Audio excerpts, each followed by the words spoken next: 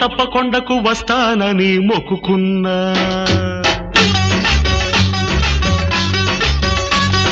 కోటప్ప కొండకు వస్తానని మొక్కుకున్నా ఆరు బయట ఎండలు సరుగు తోట నీడలు కన్నపిల్ల కనిపిస్తే కన్ను కన్ను కలిపేస్తే 101 టెంకాయ కొడతానని కోటప్ప కొండకు వస్తానని మొక్కుకున్నా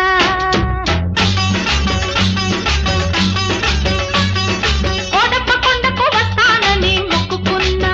ఆరు బయట ఎండలో సరుగు తోట నీడలో